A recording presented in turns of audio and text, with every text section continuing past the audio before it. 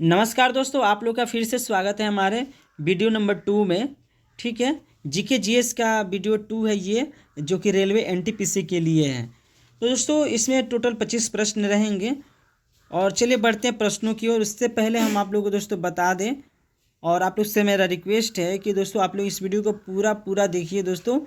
ऐसे ऐसे प्रश्न हम लाते रहेंगे दोस्तों आप लोग के लिए। ठीक है, तो चलिए पहला प्रश्न देखते हैं। प्रश्न नंबर पहला है, संविधान सभा के अस्थाई अध्यक्ष कौन थे? प्रश्न क्या है, संविधान सभा के अस्थाई अध्यक्ष कौन थे? ऑप्शन ए है doctor Rajendra Prasad, option B है doctor Bhimrao Ambedkar, option C है जवाहरलाल नेहरू, ऑप्शन डी है सच्चिदानंद सिन्हा। तो दोस्तों इस प्रश्न का राइट आंसर होगा ऑप्शन ए, डॉक्टर राजेंद्र प्रसाद संविधान सभा के अस्थाई अध्यक्ष थे। ठीक है, अगला प्रश्न है, चंद्रयान-1 मिशन किस वर्ष लॉन्च किया गया था? चंद्रयान-1 मिशन किस वर्ष लॉन्च किया गया था? ठीक है, तो दोस्तों ये जो मिशन था चंद्रयान-1, ये 2008 में लॉन्च किया गया था। ठीक है, 2008 में। अगला प्रश्न है, राष्ट्रीय विज्ञान दिवस कब मनाया जाता है? बहुत ही बेहतरीन प्रश्न है, राष्ट्रीय विज्ञान दिवस कब मनाया जाता है?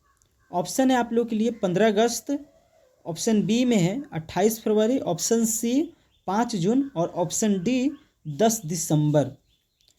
तो दोस्तों राष्ट्रीय विज्ञान दिवस 28 फरवरी को मनाया जाता है। ठीक है, अगला प्रश्न है, प्रश्न नंबर 4 देखेंगे हम लोग।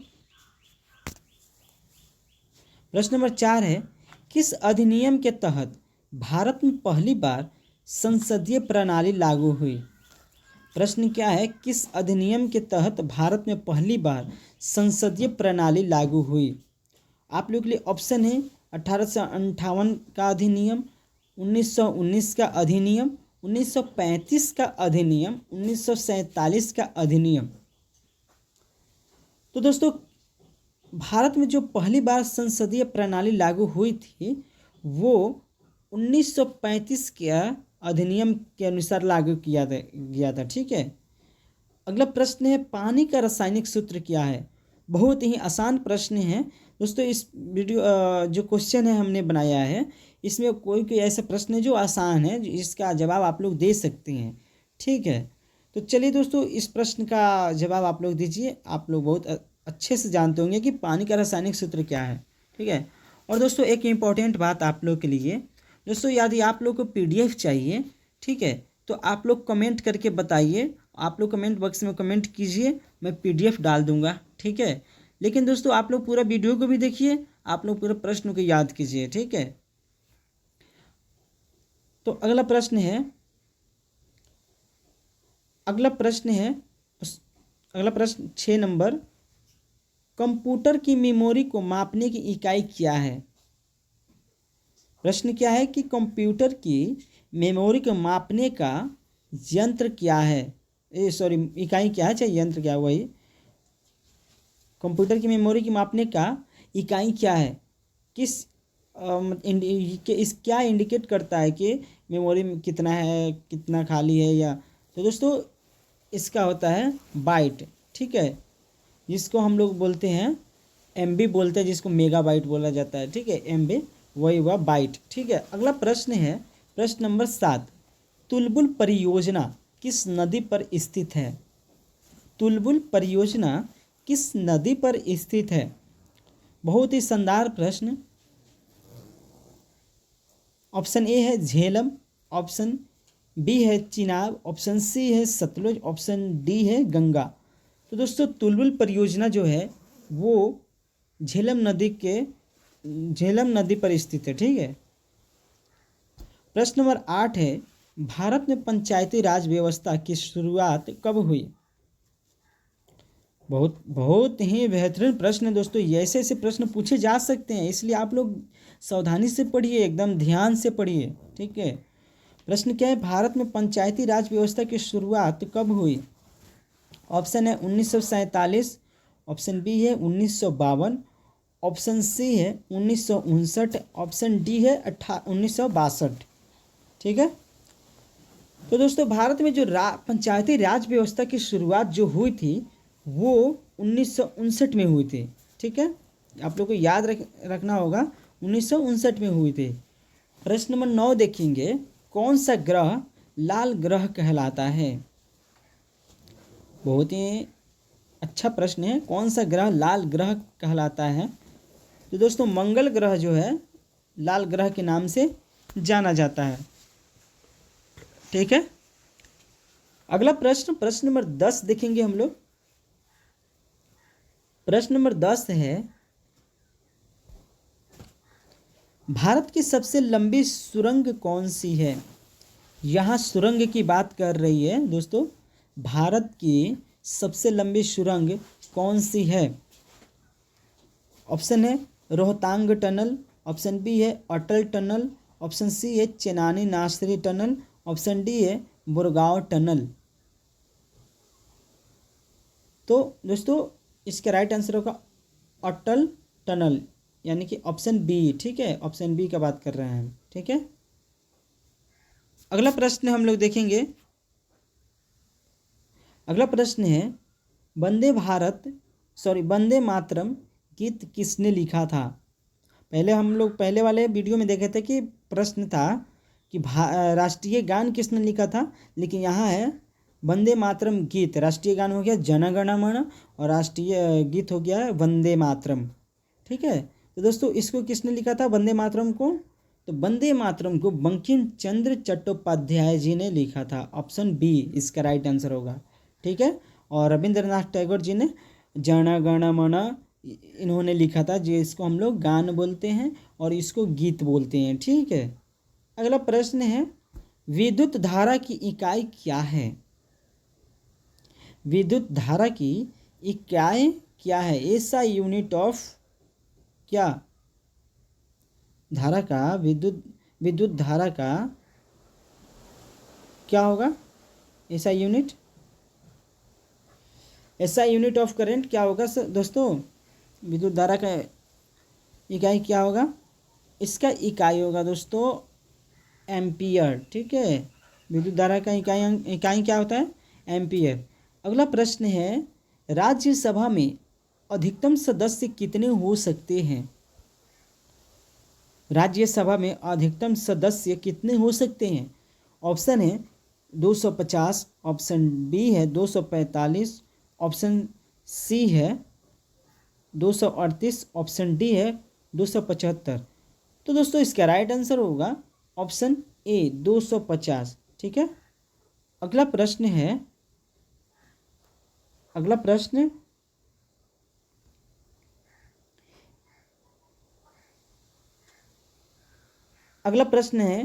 यानी प्रश्न नंबर 14 देखेंगे हम लोग। प्रश्न नंबर 14 है, ओलंपिक खेल कितने वर्षों में एक बार होते हैं? कितने वर्षों में ओलंपिक खेल कितने वर्षों में एक बार होती है?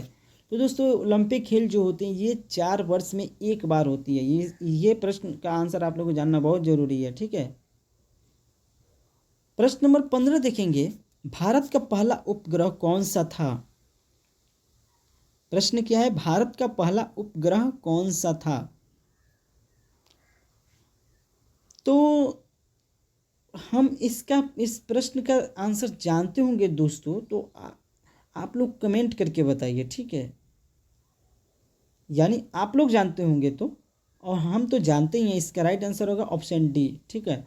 लेकिन आप लोग ईमानदारी से कमेंट करके बताइए कि आप लोग इसका आंसर जानते थे या नहीं। अगर जानते थे तो आप लोग ईमानदारी से कमेंट कीजिए आर्यभट्ट। ठीक है। आप लोग लिख के आर्यभट्ट 15 और क्या होता है लिख दीजिए 15 पॉइंट और लिख दीजिए आर्यभट्ट। ठीक है, ऑप्शन में। तब हम समझ जाएंगे कि आप लोग जानते थे इसका आंसर। अगला प्रश्न नंबर 16 देखेंगे हम। प्रश्न नंबर 16 है, डीएनए की संरचना की खोज किसने की थी? डीएनए की संरचना की खोज किसने की थी? ऑप्शन ए है न्यूटन और आइंस्टीन, ऑप्शन बी है वाटसन और क्रिक, ऑप्शन सी है बोहर और रदरफोर्ड। ऑप्शन डी है मैक्सवेल और फराडे। तो दोस्तों इसका राइट आंसर होगा वाटसन और क्रिक। इन्होंने डीएनए की संरचना की खोज की थी। ठीक है, अगला प्रश्न है प्रश्न नंबर 17 देखेंगे। मानव शरीर में कुल कितनी हड्डियां होती है? बहुत ही आसान प्रश्न है। मानव शरीर में कुल कितनी हड्डियां होती है? तो दोस्तों मानव शरीर में टोटल 206 हड्डी होती है। ठीक है, 206 हड्डी होती है।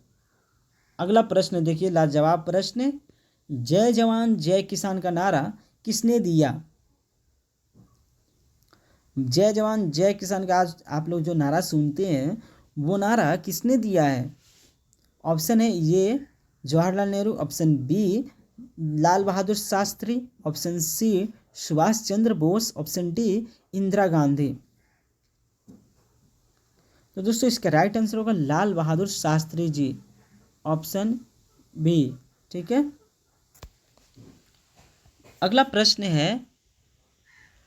प्रश्न एक वर्ष में कुल कितने सप्ताह होते हैं? एक वर्ष में कुल कितने सप्ताह होते हैं?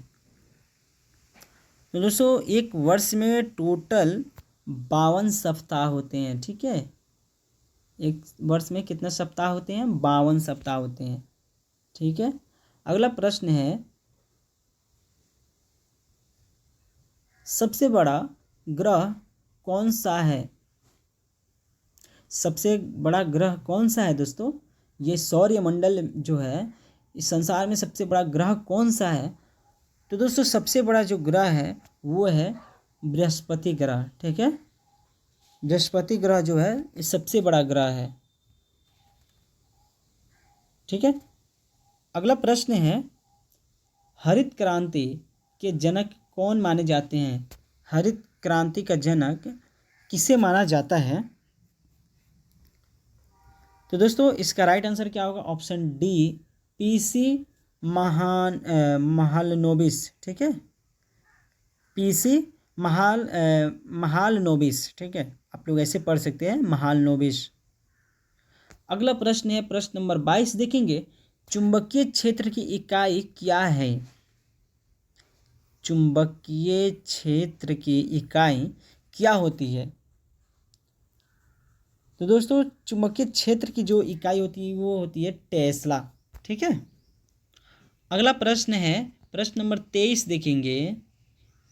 भारत का सबसे बड़ा बांध कौन सा है? ठीक, भारत का सबसे बड़ा बांध यानी डैम का कौन सा है? क्या होगा इसका राइट आंसर? पहले ऑप्शन देखते हैं। भाखड़ा नांगल, टिहरी डैम, सरदार सरोवर, हीराकुंड। तो दोस्तों इसका राइट आंसर होगा भाखड़ा नांगल। ठीक है, भाखड़ा नांगल। अगला प्रश्न है प्रश्न नंबर 24 है। प्रश्न नंबर 24 है कौन सी धातु द्रव अवस्था में पाई जाती है? प्रश्न क्या है? कौन सी धातु द्रव अवस्था में पाई जाती है? ऑप्शन ए है लोहा, ऑप्शन बी है पारा, ऑप्शन सी है सोना, ऑप्शन डी है तांबा। तो दोस्तों इसका राइट आंसर होगा ऑप्शन बी पारा। अगला और अंतिम प्रश्न है ये प्रश्न नंबर 25। पृथ्वी की सूर्य की परिक्रमा कितने दिनों में पूरी करती है? पृथ्वी सूर्य की परिक्रमा कितने दिनों में पूरी करती है? ऑप्शन ए है 364 दिन, ऑप्शन बी है 365, ऑप्शन सी है रिपीटेड हो गया है, ऑप्शन डी है 366। तो दोस्तों इसका राइट आंसर होगा ऑप्शन बी और सी भी होगा क्योंकि इसमें रिपीटेड कर दिए हैं, गलती से हो गया दोस्तों। तो इसका राइट आंसर होगा ऑप्शन बी 365 दिन टोटल। ये तो दोस्तों ये थे टोटल 25 प्रश्न। आशा करता हूँ आप लोग को बिल्कुल पसंद आया होगा ये वीडियो। तो दोस्तों मिलते हैं नेक्स्ट वीडियो में, वीडियो नंबर 3 में। ठीक है, जीके जीएस का पार्ट 3 वाला जो वीडियो आएगा आप लोग उसको भी देखिए। ठीक है, और इस वीडियो को शेयर कीजिए। मिलते हैं नेक्स्ट वीडियो में, तब तक के लिए धन्यवाद।